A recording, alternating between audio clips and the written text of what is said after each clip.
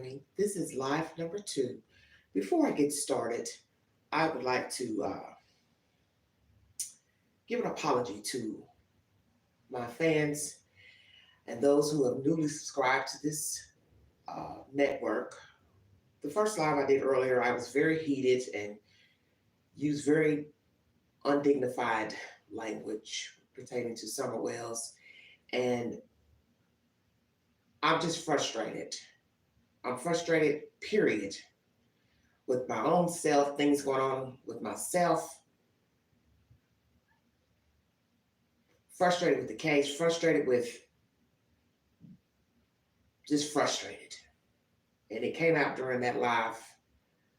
So I want to apologize to those who don't know me personally and aren't used to my content and how I navigate on this network. But I was just angry at the commentary. And frankly, the person really wasn't, I'm not going to say that they didn't direct the comment to Angela, but they directed it to somebody in the chat who was commenting. And the person who they were directing it to, it was unwarranted because they were only repeating what Ms. Bly had said to somebody in La La Land pertaining to the child's hair. So I took it personal.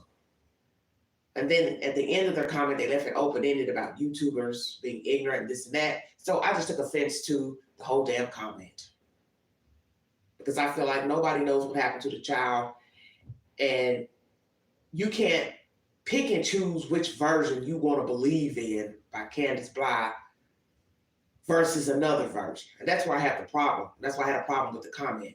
Because it seems to me the person is trying to decide which version was more valid versus all the other things that Candace has said. And maybe this person has not heard all the versions, so they got offended about the lice comment.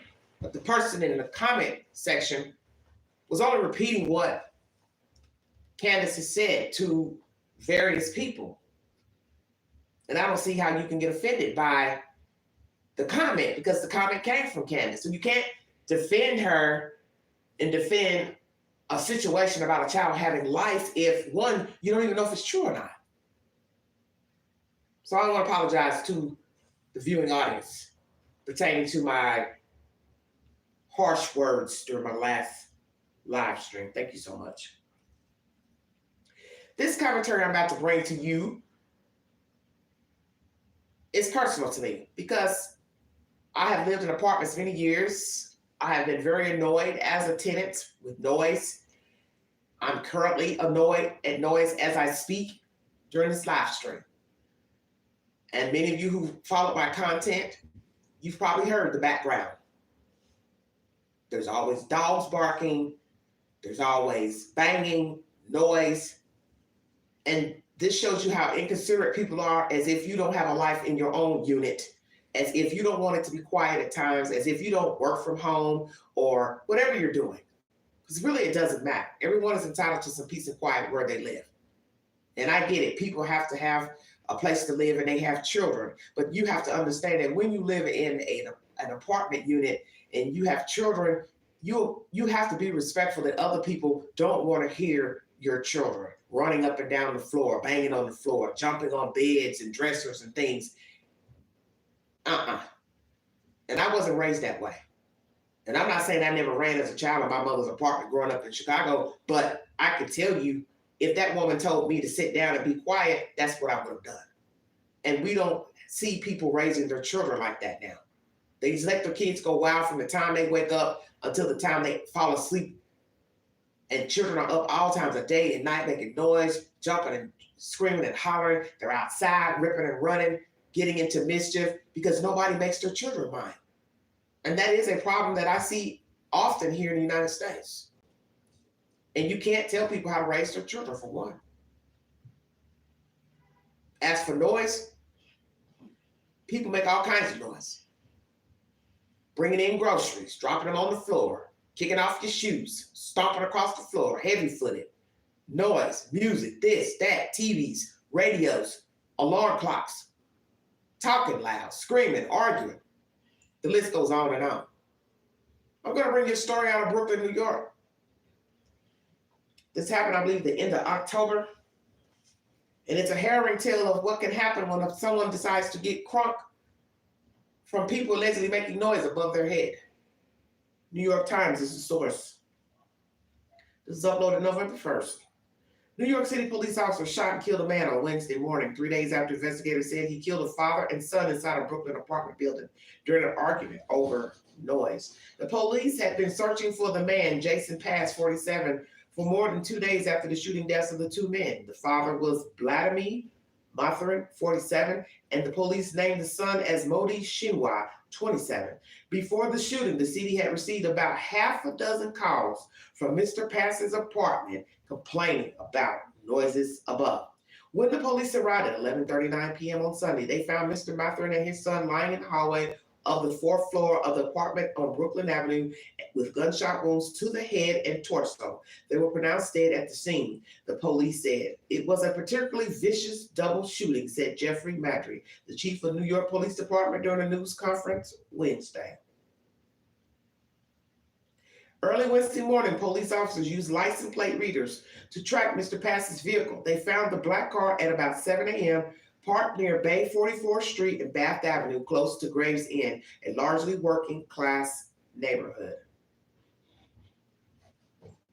When they approached, the driver, later identified as Mr. Pass, ran out holding a 6-inch knife, the police said. Officers chased him to 187 Bay 44th Street, where they stopped him and contained him, said John Chell, the department's chief of patrol, at a separate news conference. The officers talked to Mr. Pass for about 15 minutes, doing everything they could to persuade him to drop the knife, Chell said. Mr. Pass told the officers that what was happening was not going to end well, Chief Chell said. Then he sprinted at the officers, pointing the knife at them. Our officers were forced to defend themselves, Chief Chell said. He didn't give us a choice. Mr. Pass was struck 3 times in the chest and once in the leg, the police said. Mr. Pass died of his injuries at NYU Langone Hospital, Brooklyn. The police said they were still investigating how many officers were involved and whether more than one officer struck Mr. Pass. The police did not immediately provide body camera footage of the episode, and the investigation continued. At Mr. Pass's apartment, a woman declined to comment or open the door, calling the situation a tragedy. Late Wednesday morning, crime scene tape cut off 3 blocks in Graves Inn. Over 20 yellow evidence markers dotted the street, showing where shell cases and evidence had been recovered. Police officers were standing around a black Honda SUV whose driver's seat door was still flung open. Neighbors said the children had been crossing the street to get to school and commuters were heading to work when they saw the police talking to Mr. Pass before shots rang out. Vanessa Del Carmen, 27, said she was in her kitchen getting her 5-year-old son ready for school when she heard gunfire. It's a quiet neighborhood, no shooting since That's why everyone was surprised, said Miss Del Carmen, a former Marine who has lived in the neighborhood for more than 3 years. At the scene of the Sunday shooting, there were bullet holes in the doors along the hallway. Delma Waters, 73, a neighbor, said her husband was leaving for work Sunday night when the shooting took place. She said she saw blood in the hallway and that the ordeal was traumatizing. A single bullet had gone through her front door and was lodged in a blue plastic barrel drum of evaporated milk she had planned to send to Jamaica. I'm very nervous. I sleep in the chair right behind it, Ms. Waters said. If we had been packing a barrel to send home, I would have been shot. A correction was made November 2nd, 2023, pertaining to this article. An earlier version of this article misstated the hospital where the suspect died. It was NYU Langone Hospital, Brooklyn, not Lincoln Hospital. New York Times is the source of this information if you need verification. Let's hear what happened on this fateful day of a shooting in New York.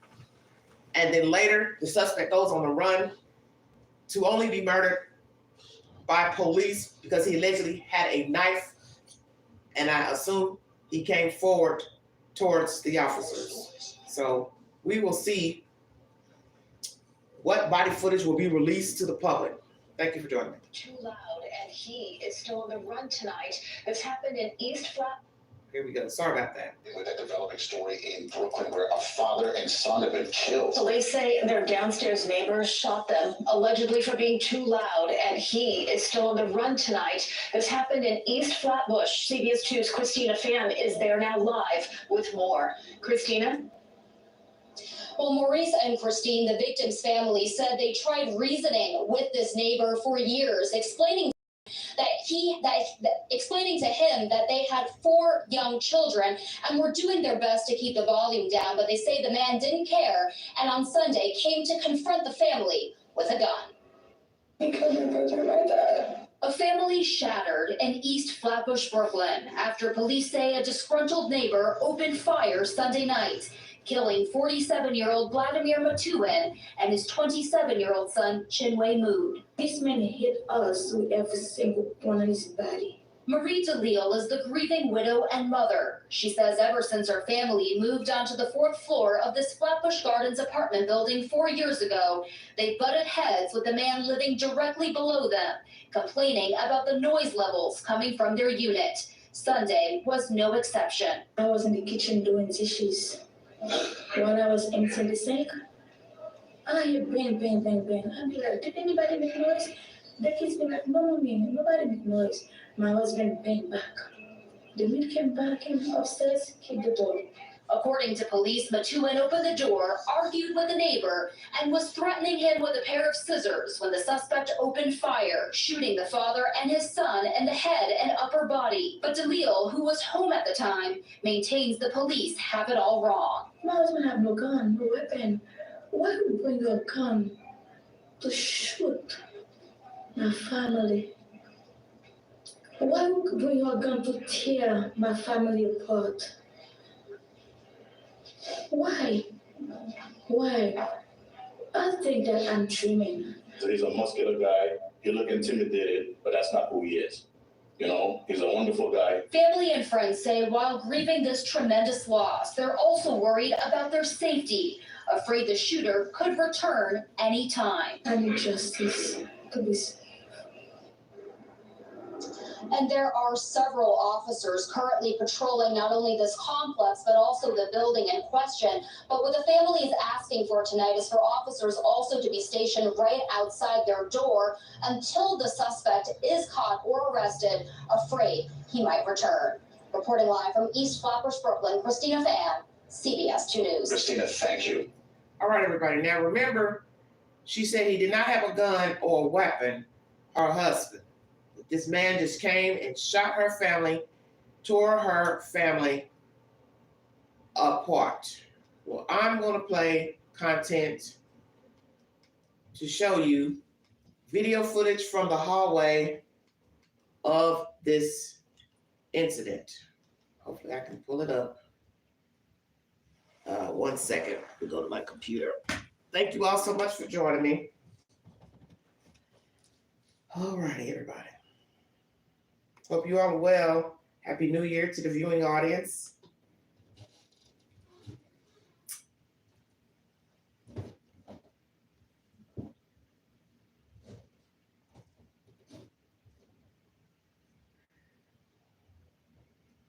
Was this man justified in shooting these people because they were making noise? This issue's been going on for 3 years, allegedly. She said she had small children. Did the man just crack up, got fed up, got tired, bad day, trying to sleep, trying to rest, trying to study? What's the 411? Have you ever been in this situation before as a tenant living in a building and you couldn't get rest because of people making noise all the time? Children running about, up all day and night. Have you ever been in this type of situation? I'm going to try to get this video up. 1 second, everybody.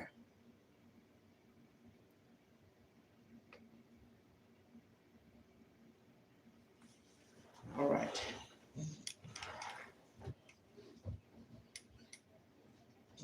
So I don't know why this thing doesn't like to play.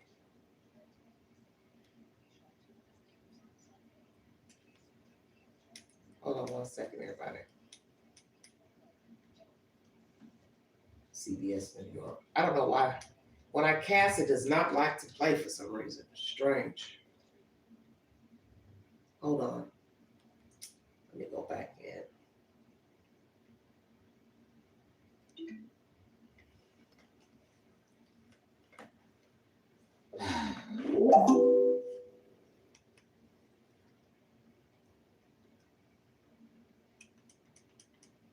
Let me see if I can pull it up.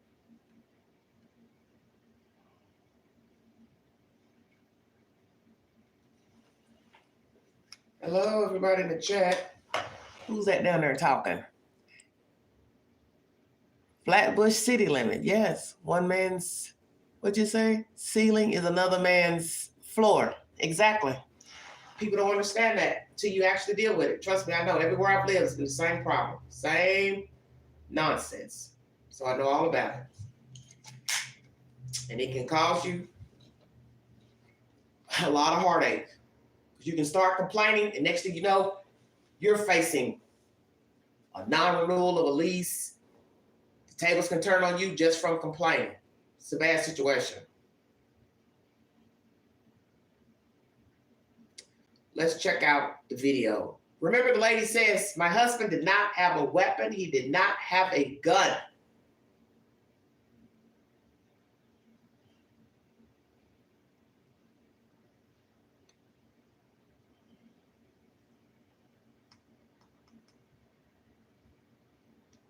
Afternoon, I'm Mary Calvi. Now on CBS 2 and streaming on CBS News New York, we begin with a deadly end to a 3-day-long manhunt in Brooklyn. Police shot and killed a man they say fatally shot 2 of his neighbors on Sunday. CBS News' John Diaz joins us now live from the scene in Bath Beach, Brooklyn. John.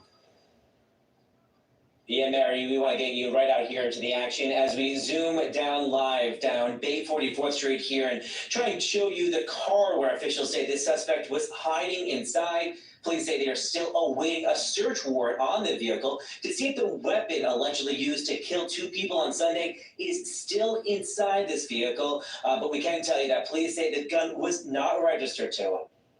Evidence cones are scattered throughout the corner of Bay 44th Street and Harway Avenue, with numerous police investigating. The scene much calmer now, moments after police say a wild encounter with a murder suspect ended deadly.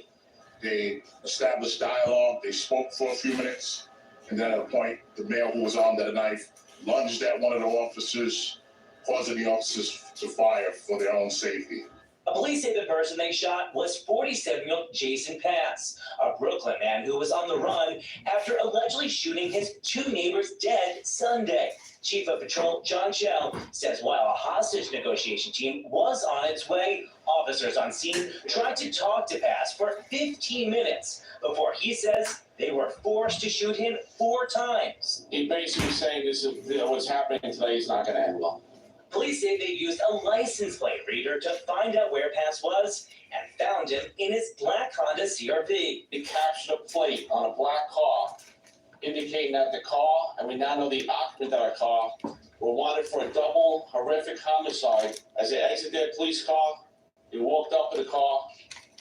The male jumped out of the car with a knife in his hand and took off running.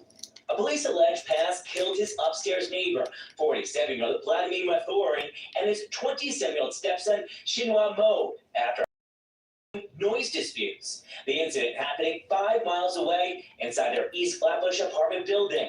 So neighbors in Bath Beach are shocked it escalated to their neighborhood. To know that this took place right on the corner of my house at the time where our children are going. Let's go back. The wife said he did not have a weapon, but the husband is standing there with scissors in his hand. Watch closely. Caught with a knife in his hand and took off running. A police allege Pass killed his upstairs neighbor, 47-year-old Vladimir Mathorin, and his 27-year-old stepson, Shinhwa Mo, after having ongoing noise disputes. The incident happening 5 miles away. There he goes, right there. The suspect is the shorter guy with the black jacket. The victim is the tall guy with the white t-shirt. You can see balled up in his hands are the scissors. The butt of the scissors are hanging out of his hand, and he's holding what would be considered the blades of the scissors. So, ma'am, your husband did come out with a weapon. He came out with scissors. You can plainly see they are hanging out of his palm. Inside their East Flatbush apartment building. There they are Some again. You can neighbors see, in Bath Beach are shocked. and she's grabbing him. Escalated to their neighborhood. To know that this took place. Go back again. Shinhua mowed after having ongoing noise disputes. The incident happening 5 miles away inside their East Flatbush apartment building. So neighbors in Bath Beach are shocked. It escalated to their neighborhood.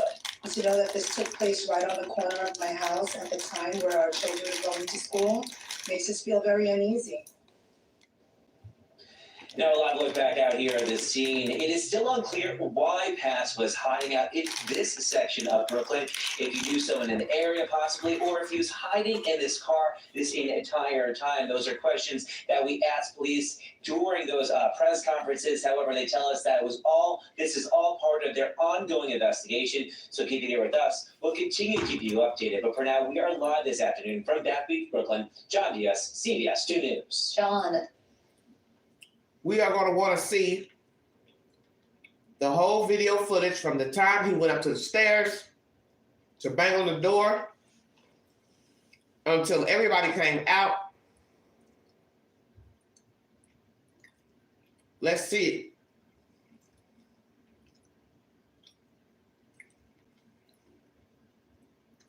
We're going to begin with some disturbing new video in the murders of a man and his son after a fight over noise turned deadly in Brooklyn. Yeah, police tonight are looking for a neighbor seen on that video firing the deadly shots. There are the scissors.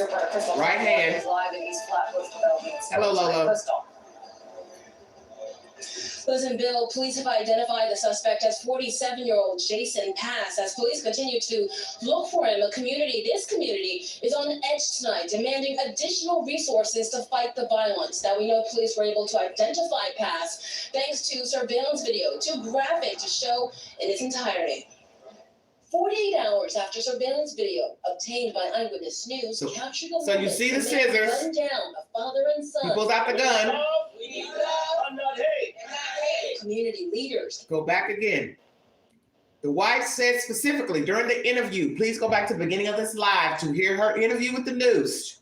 She says, my husband did not have a weapon. He did not have a gun, but that is not true. Your husband came out with scissors in his hand, and sadly, the bottom neighbor, third floor neighbor, I'm assuming, he also had a weapon. He had a gun. So both of you all had weapons, and neither one is alive today to give their account of what happened in this hallway of a Brooklyn apartment building. Thank you for joining me. You're now listening to the Vault XL.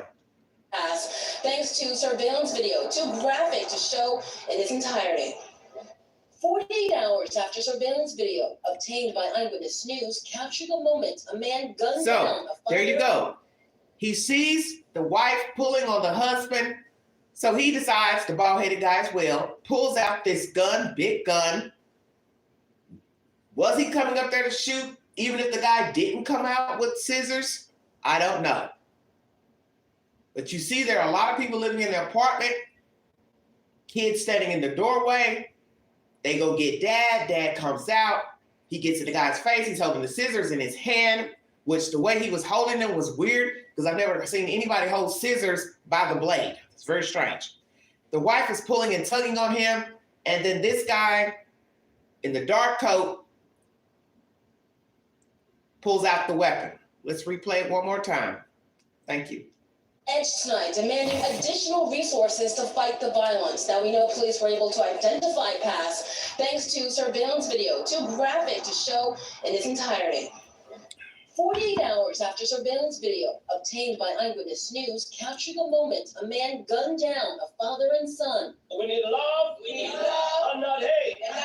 Community leaders came together to denounce the violence outside the East Flatbush apartment complex. We're here to simply let the residents and the community members of this Flatbush Garden artist community know we stand in unison. The shooting on Sunday night, the result of a years-long dispute over noise between two neighbors. Based on our investigation, we found that there were 6 previous 311 calls by the people in 3E, noise complaints. Authorities say Jason Pass, who lives in the Flatbush Gardens complex, shot 47-year-old Vladimir Maturin and 27-year-old Chinwei moved after going upstairs to confront the family. At one point, Eugene Maturin appeared to hold a pair of scissors to Pass's neck as his wife tries to pull him away. Seconds later, shots rang out as Maturin heads back to his apartment. I think he was trying to protect his family because his life was being threatened, his family's life was being threatened. But overall, if you look at the video, this man had a gun. He had all intentions to kill. The suspect's sister, who did not want to be identified, says it was self-defense. My brother went up there in peace. He's humble. Tried to attack my brother with his scissors. The men hit us with passion.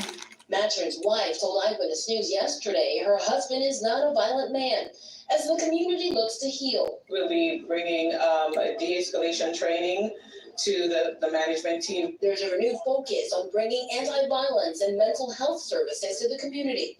As for the suspect, Turn yourself in. and the victim's family told me yesterday they were so scared to continue living in their home knowing that the suspect and his family lived just feet away. Councilwoman Farrah Lewis told me that the victim's family is currently staying in a shelter as building management works to find them a new unit. Meanwhile, a prayer vigil is planned for tomorrow at 6 p.m. Let's go back. Everything depends on your perception. Most laws stipulate if you feel your life is in danger, the violence has to take place inside of the house, the unit, the trailer, the shed. You cannot go out and confront a person. That is the law in many states. That is the law here in Tennessee. It doesn't matter if I don't like the people upstairs. It doesn't matter if they're jumping, hollering, screaming. I cannot engage outside of that damn door. They would have to open my door, come inside for me to say I felt threatened, and then I grab a weapon and then go from there. Once you come outside your door, it doesn't matter if you have a weapon or not, you are outside and you're engaging. If you feel threatened, you're supposed to call 911, not go outside, not engage. The man did come out with scissors before that guy pulled that gun out, because you can see it on this video. And see, everybody's got their perception. Because one lady, you hear her saying, well, he had a gun. He didn't know he had a gun. How can you tell he got a gun with that big old coat on? I'm assuming he had it in his waistband, but from where I'm looking, I can't tell he has a gun. The only person can say they saw the gun is that guy who's now dead to say, oh, I saw it in his waistband. But I don't know. Did he see the gun when he walked up?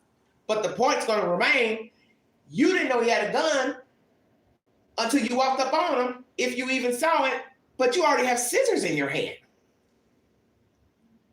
And you can see he comes out, he pulls the scissors up toward the guy's neck because he's much taller than him. And they're engaging. Then the wife comes out, she's grabbing him. And then you see this guy, backs up and then pulls out his weapon. Now, his sister says he's a peaceful guy. He was just trying to go up there, I guess, to discuss the issue.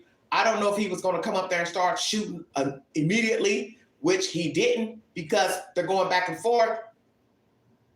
So I can't say if he was going to pull it out or not. But then one would also say, well, he brought a gun to the show. And the guy, he brought scissors to the show. So two people came up with weapons. Nobody ran back to an apartment to get a weapon. Nobody ran back to the car to get a weapon. Each person came out of their unit with a weapon. 6 complaints from the guy with the gun against these people for noise.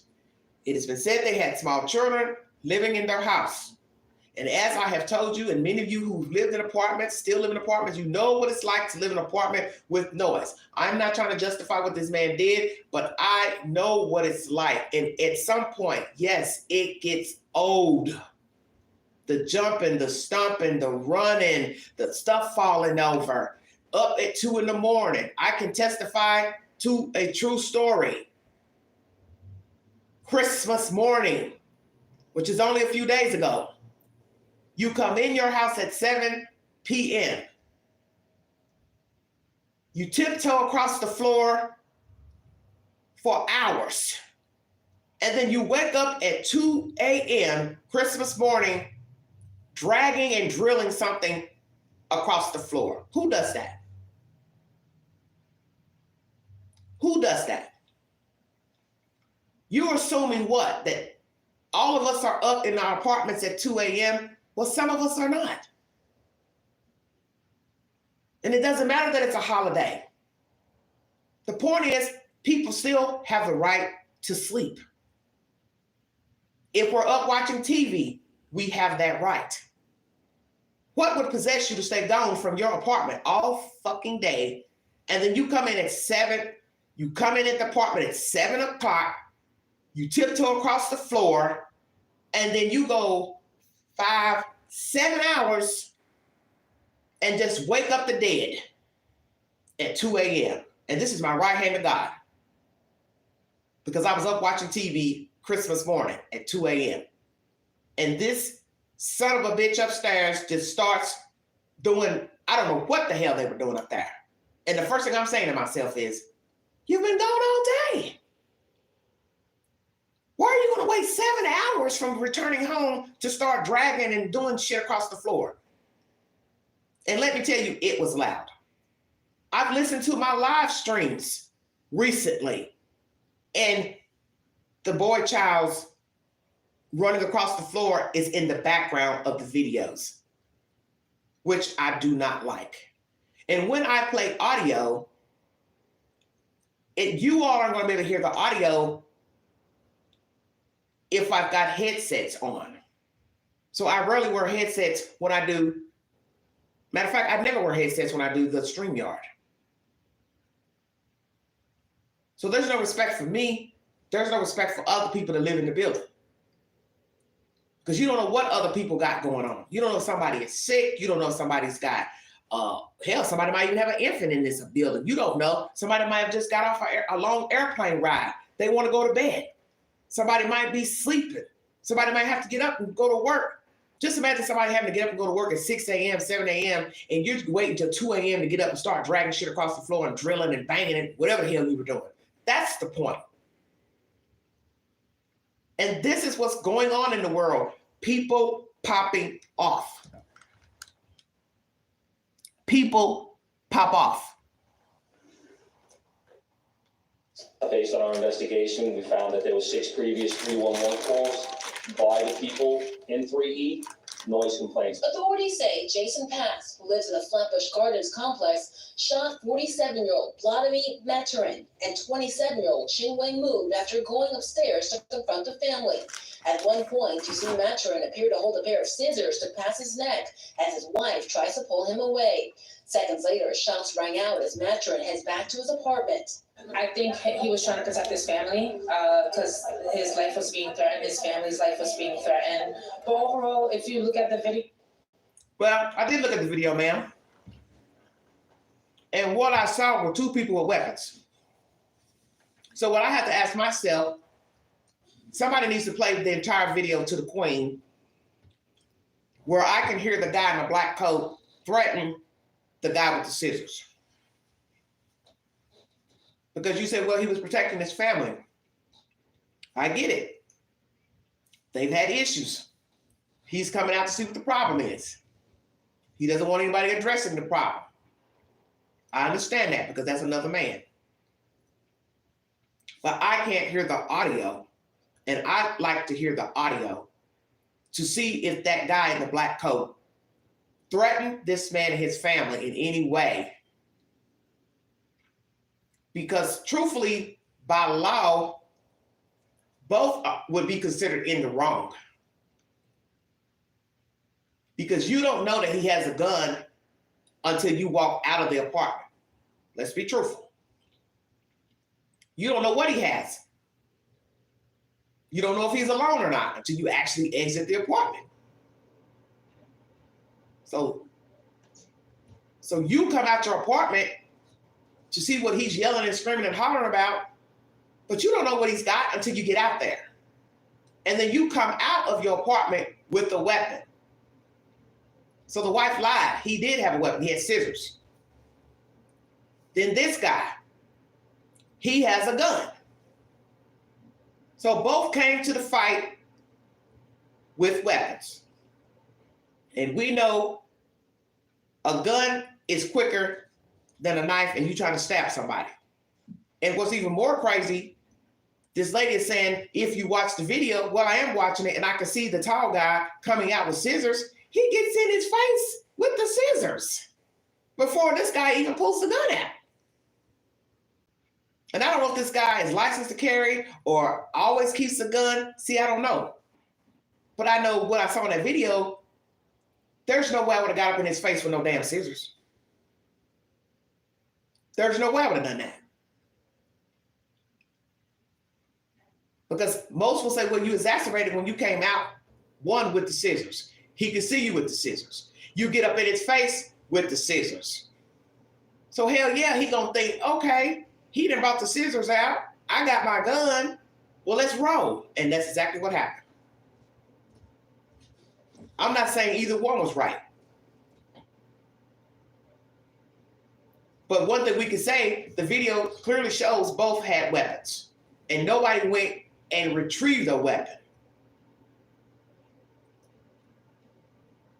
Big guy comes out with scissors. Little guy pulls out a gun after he puts the scissors near his face and neck. So I think anybody with sense would know this was not going to end well. It was not going to end well. And I can tell you from this state, an incident that happened years ago of a guy checking his shed on his property and realized somebody was breaking into the shed. Now, this is his private property. He has a house and a shed.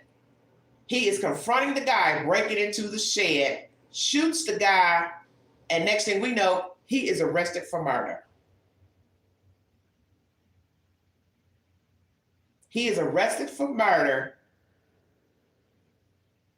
after shooting a man who was breaking into his shed, because the law strictly states you cannot shoot somebody outside of your door. You cannot beat up nobody outside of the door. You cannot stab somebody outside of the door. You cannot have a person halfway in the window and you shoot or stab them. They got to be in your house to show imminent threat. And I assume other states have that same law, that it cannot be an altercation outside of the door. You have to be in the door. Somebody has to be inside. Now, if little guy with the gun had walked up to him at the door, pushed his way in, then you have every right to stab him inside of that apartment. If that's your law in New York, I'm not sure. But I can only speak for Tennessee law. So long as two people outside arguing, how is one better and more right than the other? That's why I said I needed to hear the audio to hear if the little guy with the gun threatened the man or threatened his family, because they didn't play any audio. But the one thing that you do see in this commentary is that both had weapons. And yes, it is a very tragic situation. I hate to see things escalate to this point, but I also can speak from experience, current experience. I know what it's like to live in apartments. I know what it's like to hear constant noise and BS 24 hours a day. There was an incident here at the unit last night over a damn pit bull. And the girls hollering and screaming like a damn idiot And I'm looking at her like, go in your house. Who stands outside with the pit bull jumping up on them when all you have to do is push your door open? And I felt like some of it was theatrics because I was like, okay, open your door, go in your house. And then she finally opened her door and went in her house. The dog catcher came, I guess, got the dog. I'm sure the neighbor behind us, he's probably upset that the dog was gone. I don't know if he was able to retrieve the dog. I don't really care because I don't have any respect for anybody. They don't put their animals on leashes. And if you're talking about a vicious dog, because she said the dog, her little dog got bit by the big dog, I don't really know. But the point is, it's always something. That's my point. You are banging, slamming shit over in your apartment. Now you're out here wrestling with a pit bull. You don't even try to go in your apartment, which most people, if their life felt threatened, they're going to try to open their damn door. She's out here standing there with the damn dog, just screaming, screaming, screaming. Dog barking all times of day and night, your dog. And then I'm going to show you how people navigate. Didn't she have the audacity to bring the damn dog back outside last night? Why would you bring your dog out and you just said a pit bull or whatever this dog is, bit your dog? Wouldn't you be afraid to bring your dog back out into the dark? And my understanding is that those neighbors, they have another dog that runs around in their yard. Because I think I've seen 2 of them. So I don't understand why you would come out in the dark after that incident with a small dog. And what's even more strange, as I'm watching TV late this morning, I hear a heavy dog barking. And I'm saying to myself, wait a minute, is that another dog they got? Or did they go pick up their dog from the pound? You see, you have got to learn in life how to de-escalate a situation. And sometimes it's very hard. But this situation with this female here next to me, I really don't have much sympathy for her, only because she was yelling and screaming on the phone to the 911 dispatch. And instead of her having sense to go inside of her house to try to get away from the dog, she's steady just standing out there screaming, he's on me, he's on me, he's on me, but making no attempt to try to go in her own damn apartment. And then the other neighbor comes out and shoos the dog away like he's a puppy. And then when I finally stand there and say something, she opens her door and walks right in, and the dog didn't even chase her in. And I'm not lying.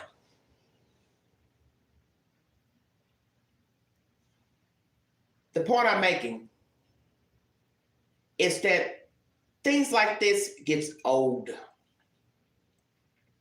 Barking dogs, dogs getting loose, loud noise, banging and slamming all times of day and night, up late night banging and slamming, child running across the floor all morning, all afternoon, late in the night, early in the night, doesn't matter. Noise is noise. I don't care about that 9 p.m. bullshit and 10 p.m. Quiet time. That has nothing to do with what's going on in my house and what's going on in somebody else's house. You don't know what time somebody's got to get up and go somewhere. So you can't tell somebody, oh, you can stay awake until they stop making the noise at 10 p.m., 9 p.m. There's no guarantee that a person's going to abide by that. And people don't. My advice to anybody, and I've said this 1,000 times, take your money and buy you a house. So you don't end up a story like this. Because there are people who have a high tolerance for noise. They can listen to buses, trains, dogs barking, people fussing, cussing, traffic running in and out, loud music. Some people can navigate like that. Others cannot. That's my point. And at some point, especially as you get older, I've heard many people say this, they don't have the tolerance to deal with a lot of noise. They want their sleep. They want to enjoy their life. They want to watch TV. They want to listen to a little bit of music. They want to entertain guests. And you can't do that peacefully if there's people around you always banging, slamming doors. I've been trying to figure this out with the other neighbors. Why when you come in, you are slamming doors? You're too old for that. And I believe the same girl who had this dog issue last night, I believe she goes in her apartment and she deliberately slams doors, because you can hear her talking through the walls, just going on and on, talking to herself. So it's like, well, there's nobody over there. Who are you talking to? Just theatrics. You know what I'm saying? For no reason. Someone says, okay, there's a law for noise in apartment buildings from 9 in the morning until 10 at night. You can be noisy, play your music loud. Once it's over 10 at night, you can call the police 10. Okay, well, I think here, I can't remember in the lease what it says here. It might be 7 a.m. I'm not really sure. Each apartment lease is different, but that's the point I want to make about that. What I just said. Even if it's in the lease that there's a time limit of the noise, that still doesn't mean anything to the person who's being annoyed by it. Because you're still telling that person that they've got to abide by this window of noise.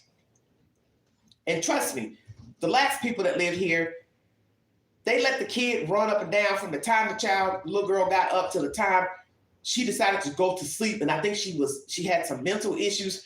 She was about 2 years old. The little girl never sat still. And I found that strange because the girl didn't work and had a newborn plus a 2-year-old. And my mind was, don't you read to your child? Aren't you trying to teach your child ABCs? Your child's running up and down the floor all damn day.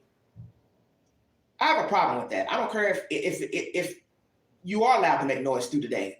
At some point, there is no excuse for a child running up and down the floor from the time they get up until the time they hit their head on a pillow. And then the child's up 10 o'clock, 11 o'clock, 12 o'clock, and then the person will say, oh, I put her to bed at 9. No, you do not.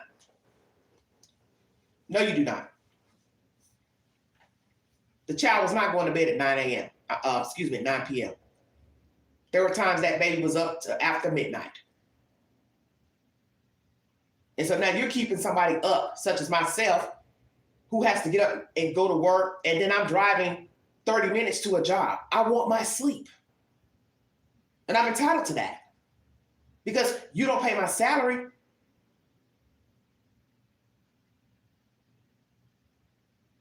I have to be able to pay attention on the job that I'm doing, especially if I am a driver and driving people around for a living. I have to be coherent, lucid. But yet, as you're saying in the chat, well, we can make noise up until 10. But what did I just say? That does not mean that the people abide by that rule. And in the end, that has no bearing on me or somebody else who's trying to go to bed early. There's people who are in bed at 10 a.m. or 10 o'clock or 8 p.m. They have early shift jobs. They get up, they've got to be at work at 6 a.m., 5 a.m. They're asleep at 8 p.m. So you're up jumping around, your kids jumping around, and because the clause says, oh, it's okay to be up, that's still affecting somebody else. That's all I'm saying. And I'm just going to tell you the truth. I don't wish it on anybody. And this is why I've met so many people who are homeowners. They will tell you they don't want to ever be in an apartment. They don't want to live in an apartment. They don't want to deal with what comes with living in an apartment. Because let me tell you how rude it is to have a balcony and you're standing over the balcony, you're dropping ashes down. Well, guess what? The ants has to sweep that up. You sit in a chair and there's cracks in the balcony floor. Okay, well, guess what? That comes through the slats. So what if I was sitting down on my porch? So now I have ashes falling in my face, my eyes, and my hair. Your child throwing things over the balcony. I got to clean that up. So then you got to worry about mice and rats because you're throwing food over. You're allowing your child to throw food over. So see, it goes deeper than just the time slot. You are a problem. Now you're fighting with the baby daddy, arguing and fussing and threatening each other. Nobody cares that you're doing it at 1, 2 o'clock in the afternoon. It's principle. I don't want to hear it. Other people don't want to hear it. Oh, then you also had drug traffic coming in. So see, you really don't know what people are doing in their apartment. Whether it's daylight, early evening, it doesn't matter. You're still bothering somebody. And those people are paying rent just like you're paying rent. And yes, you feel like, well, I can play my music up until this time. I can let the kids run up and down the floor up until this time. But I have learned from living in apartments, people go way past that slot in that time frame, and they are up hooping and hollering and arguing and stomping and jumping, and the kids are jumping on beds and all that. And then when they're confronted, the first thing they say is, no, my baby was asleep. No, I put my baby down early, when they know it's a lie. And it is sad that it had to come to this for these two men to go toe to toe in that hallway.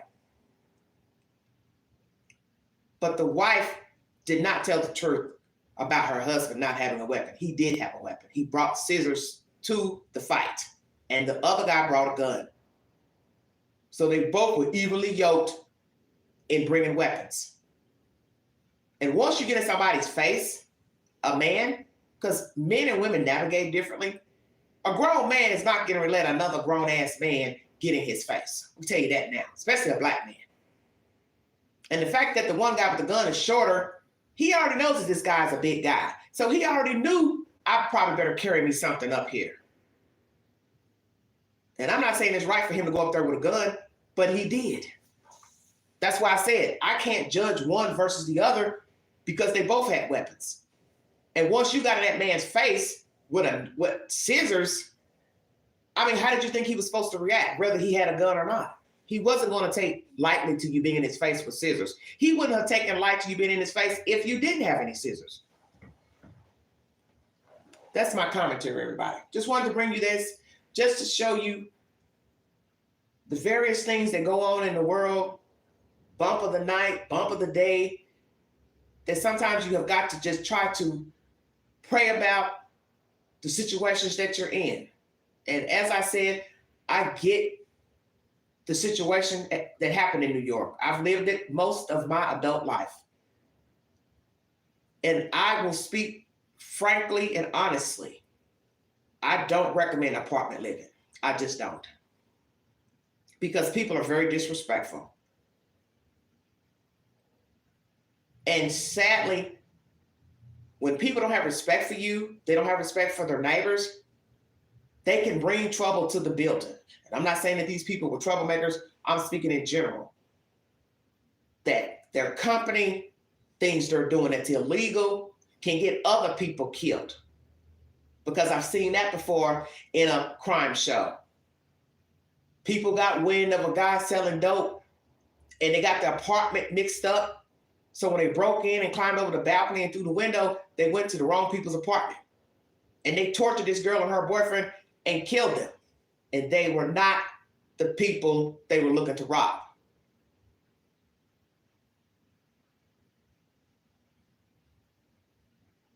It's serious out here. You don't know people. You don't know people's temperament. You don't know what's going to push somebody over the edge. So I bring you this message before the new year. That you have to watch yourself. You have to be careful how you speak to people. You have to be careful of your tone. You have to be careful in confronting somebody. You could be honestly just going to the people saying, hey, I'm trying to sleep. Hey, I'm trying to get some rest. I got to get up and go to work in the morning. Hey, I work from home. I can't have all this noise. And one thing can escalate. And I've seen this with a lot of people who are actually in the wrong. They're actually making noise. Their kids making noise. And then they get mad because they're being confronted. And they'll be the first one wanting to fight. And you're looking at them like, what the hell are you getting an attitude for? You're keeping me up. You're bothering me. See, you don't ever know how things are going to turn out when you say something to a person. Knock on the door, leave a note, call the landlord, call the police. Because everybody's got advice in this situation. I've heard it 1,000 times. Call the landlord, call the police, do this. Police can't do nothing. Landlord, depends on your landlord. If they like them, your ass is stuck. Okay? The landlord got children, so they're going to sympathize with them because they got children. I'm just keeping it real.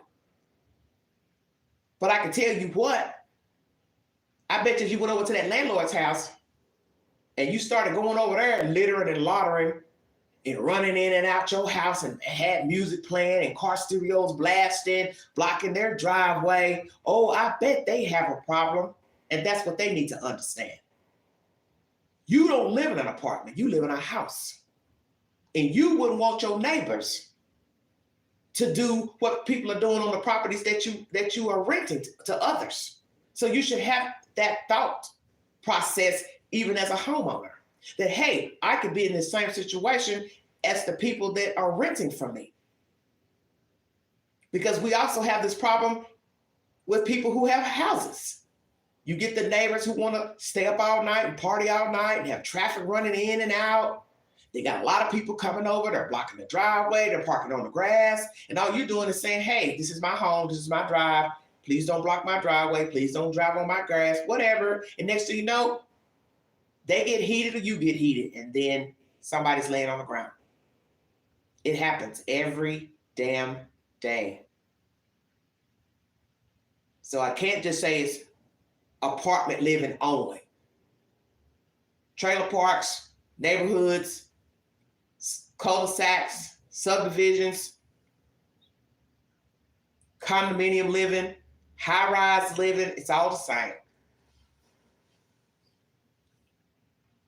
But I will say this, that there comes a point when a person has a breaking point and they just no longer can tolerate it. And they've exhausted all measures. They've talked to the landlord, they've talked to the people, they've talked to the police, and they're tired of talking. They don't want to talk anymore. They don't want to complain anymore. They don't want to write any more notes, letters. They don't want to call the police anymore. They just pop off.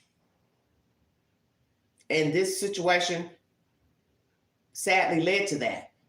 6 complaints, that's a lot. Maybe not a lot for 3 years, but I think if you've complained 6 times, 3 years, the landlord didn't say anything to them, don't know if they did or not, the noise didn't stop, that means you possibly need to seek moving somewhere else. And if you're the type of person that wants to live in a metropolitan city, this is what you have in metropolitan cities. Apartment buildings, skyboxes. You're going to be surrounded by people. You're going to be stepping over dogs. You're going to be stepping over people that sit their trash out by the door and don't empty the trash. Just saying. And God forbid, places like here in the South where we have balconies, you're going to get people who are disrespectful. They throw food over. They let their kids throw food over. They throw water over, grease over the rail. They stand over the rail smoking cigarettes. Don't care where the ashes land. Honey, Queen done lived it. But all I can say is what goes around comes around. You're that type of person that you're disrespectful and you're going out here doing all this old frivolous type of BS and having no regard for other people. You should know you're putting yourself in a dire situation because you don't know the day that that person or somebody else may pop off because of your behavior. And one thing I've learned too about complaining, once a person knows you have a problem with them, they'll start doing this shit deliberately. They'll start walking across the floor hard, stomping across the floor, dropping stuff, beating and stuff. I've seen it. I've witnessed it. And that's the worst thing is when they start doing it on purpose. So you see, I don't know if these people were stomping and jumping on purpose above that man's head. I don't know. I don't live there. And I hate that it had to come to this point because now 3 people are no longer living. He shoots the guy with the scissors and his son, stepson, and then he goes on a run for a couple of days and the police do the same to him. And I think I heard that they said he had scissors, which I thought was strange because I thought, well, wait a minute. The victim that he shot had scissors. So how is it that this guy goes on a run after shooting him and he approaches the police with scissors? It was almost like he wanted the police to shoot him. And the fact that they shot him 3 times upper body led me to believe they were aiming to kill him. Because you can't shoot a person 3 times on upper chest level and then 1 time in the leg. If you really wanted to wound him, you would have just shot him in the leg. But I think maybe they didn't care because they believe he was the suspect that killed his father and his stepson. We will see what happens to those officers that shot him dead because they're saying in the content I brought you, they don't know how many actually shot the victim, who was the suspect in killing the father and the stepson. My condolences to all the family members, because in the end, this was a triple loss. And maybe had somebody decided to say, well, let's try to be a little quieter, because it is a lot of us living in this apartment. And maybe we don't think that we're being loud, but we are. And I think a lot of people don't realize that when you're living in an apartment, maybe you don't realize that you're loud. Maybe you don't think that you're being loud. You honestly don't think that you're being loud, but you are. Because as we've seen with that building falling in New York, the buildings are old, the noise is ricocheting, it's poorly insulated. You can hear when people are coming in their apartment. You can hear when they shut the door, open the door, especially if they're loud and heavy-handed and heavy-footed. You know when they're running water. You know when they're taking a shower, when they flush the toilet. And I'm just going to be truthful. I don't want to hear when somebody's going to the bathroom. That's bad to me. I'm lying in my bed and I know that you're in the toilet and you live above me or under me. That ain't no good. I know when you're getting up to go use the bathroom. There's no privacy at this point. There's no privacy. And everybody deserves to have privacy in his or her home.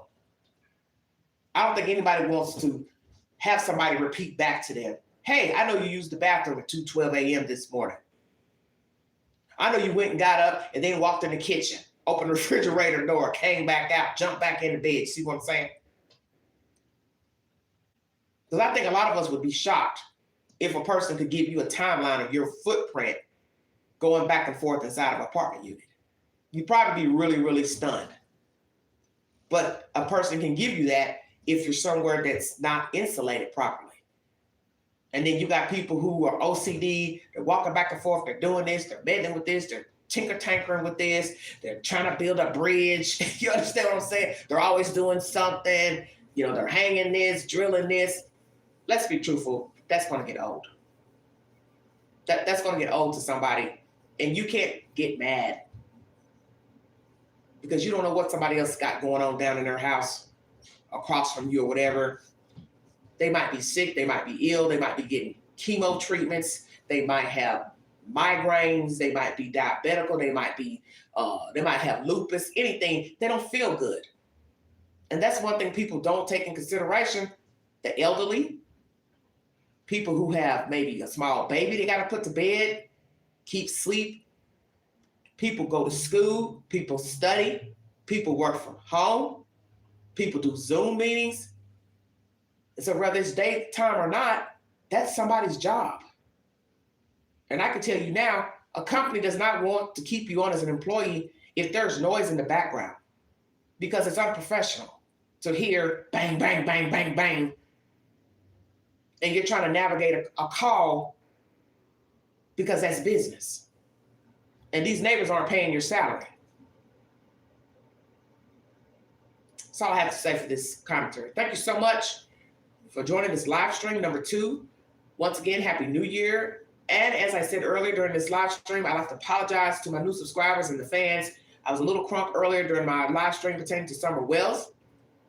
I was a bit heated in my feelings, and just, as I said, tired of the BS when it comes to that case and any, true crime cases pertaining to children, because as I said before, I never realized how ignorant people can become in talking about children, missing children and deceased children. But I realize the world is ill.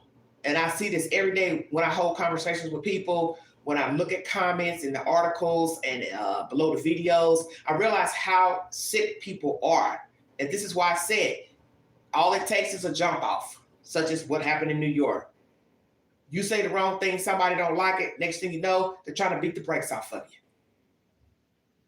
We really live in a violent society. We live in a society where people don't have impulse control. People are bipolar, they're schizophrenic, they have, they're narcissistic, they're sociopaths, and you're living amongst them. And you do not know what's going to trigger somebody. This is why I always say you have to be careful what you say. on these posts, social media posts, using your government name, because you don't know the day that something you've posted, somebody might decide to come sit outside your house or your job and say, oh, hey, how you doing? You remember me? And you're sitting there like, no, I don't know you. Oh, yeah, you were going back and forth with me on a social media post. Don't think it can't happen to you. On my commentary channel, there's going to be lots of things people don't like what I say. They could try to find me. We have people like that. We have ill people out here that cannot let stuff just die down. And I told myself that today. You've gotten yourself riled up, but I was in my feelings because, like I said, I've been stressed a little bit this week and dealing with a lot of personal stuff. And then reading that comment, just, I don't know, it just set me off because I was just like, you know what? This is what's wrong with the world right here. People believing people who show they don't even care about the world. They don't even care about their own kids. And you want to sit here and argue over a comment versus comments the person has made pertaining to the disappearance of their child, which was strange to me. Because it's like, oh, you want to choose this comment to be the truth, but you ain't thought about the other comments the person made about a little girl's head being shaved. The mother's given 12 different versions, but you only want to believe the one about the lice. I just thought that was so bizarre to me. And as I said, they directed it to somebody else, but they still made little, snide comments at the end of the commentary about YouTubers and grifting.